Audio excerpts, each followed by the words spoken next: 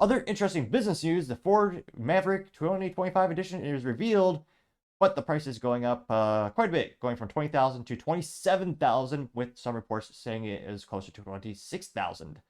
Now, even when you take into account the terrible inflation caused by the ineptitudes of the U.S. government on the left and the right, doing a little math here, it debuted around $20,000 in 2020 before dealer markup.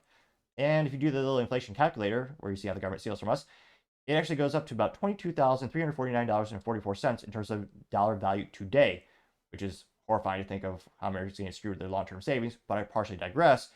It's an instance where they're increasing the price well above the cost of inflation because they see how much dealers are, what's a nice way of saying screwing people over, even the market adjustment, which was it? Remember my local Honda dealer, when the Type R came, even last year, they had a $15,000 line item on the window sticker saying market adjustment. Pretty sure that was still collecting dust when I got my oil changed a couple weeks ago. But nevertheless, Ford saw how much these dealerships are charging and how much people love these vehicles, and they decided to increase the cost because they wanted to leave that money on the table when the dealerships were all making it. Now, this is brought to us thanks to Nico, who's a writer over at The Drive. They say, quote, 2025 Ford Maverick fixes every issue you probably had with it for $27,890. False, because one of the biggest problems is that it only has 2 pedals, also known as an automatic transmission, also known as dying inside, also known as boring. As we all know, the best cars on the planet always have 3 pedals, also known as a stick shift and a manual transmission. Unfortunately, we do not have a fun truck with a manual transmission from Ford. Another friendly reminder, I don't know, I should probably ask Toyota if they want to sponsor me one of these days and talk so many good things about them. The only stick shift truck you can buy in North America is still the Toyota Tacoma, which does come in a fun green color. Now, going to the actual article, I actually see, I'm a little biased, I love my little green Honda, and yeah, I think that Ford Maverick, was that, like a gunmetal, or not gunmetal, it's like a evergreen with a little silver, a little silver thrown in there, a little green truck, I like that. Now, they say that, quote, Ford has never had a problem selling the Maverick. In fact, it had a problem keeping up with demand. Customers love the blue oval's smallest pickup, and the order books haven't slowed down much since its launch in 2022. Ford updated it, let's see here, in 2025 anyway, taking customer advice to heart to make the already beloved truck even better, starting at $27,890 out the door. Visually, the 2025 Ford Maverick isn't much different from the model it replaces, but its updates are significant enough to make customers want to trade in their leases early. I don't know about that, but nevertheless, they say, quote, the new angular headlights to replace the old block-shaped ones, the redesigned grille. Oh, of course, they'll have a new screen the size 19, what is it? I don't know. Have a new LCD screen, 19-inch wheel options. Look all these pictures up. Oh, epic fail to drive. You can't make these pictures larger. A little disappointing. But you can see some more interesting angles of it. Yeah. Front looks kind of cool. Now they say, quote, many customers will feel heard when they see the new interior improvements. The biggest change is the infotainment system. Jeez. It'll now have a relatively massive 13.2-inch display, which Ford claims is the largest in its class. The new screen replaces the 8-inch screen and the oddly shaped and sized cubby that sat next to it. Ford Maverick forums were filled with customers who felt like the latter was wasted space and may struggle to find use for it.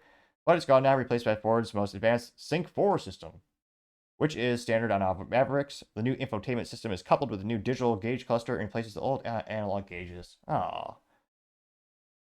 I don't know, maybe it's just me, but I love the little old-fashioned needles. I say old-fashioned, but I mean, pretty much that was the only option when I was back in my day.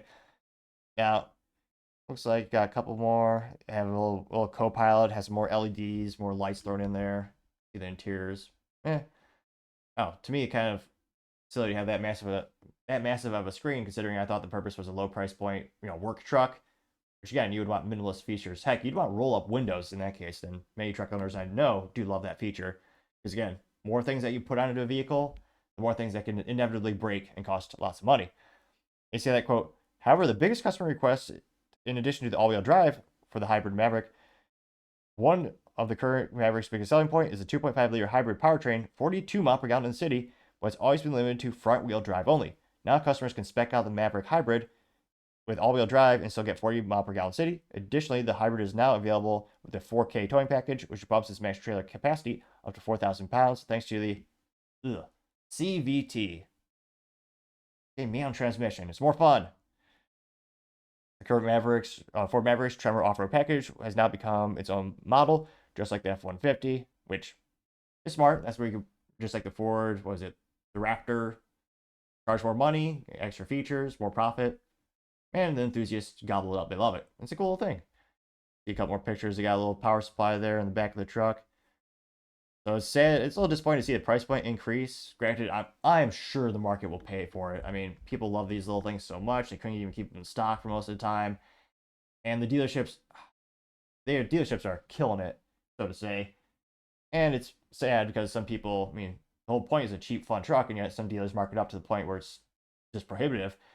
Kind of like how dealers basically destroyed one of the coolest things Ford ever made was the Focus RS, which was awesome, and the MSRP, great value, but the dealers marked it up 10, 20, 30 grand, put it behind velvet rope, and wouldn't let people test drive it. And because of that, the sales are so low, Ford decided to just kill that altogether. Another great example of a great idea being destroyed thanks to the ineptitudes of the dealership community, which, again, it does there's a lot of upside to that. I understand those relationships have been around since the inception of Ford way back in the day. Literally, day one, they had an indirect sales model. So I understand the history and the benefits of having employees where they basically sell your product and you don't have to worry about paying them or anything. They make all their money off the commission, the service, and maintenance, yada yada. But it'll be interesting to see. I think it'll just increase the sales, even though the price range has gone up. And I've seen them around town once or twice. They look kind of neat. But let me know. Do you think this will just continue to increase in popularity? Do you think this price point is getting too close to the Ford F-150? Let me know in the comments, because as always, it'll be fascinating to hear what you have to say. Thank you, everyone, for taking the time to tune in today. Again, trying to get to 4,000 subscribers by the end of the month. So if you could click that button, I would greatly appreciate it. Also, giving me a thumbs up or thumbs down or comment is a great way to give me some additional feedback, letting me know how I can make the show better and better.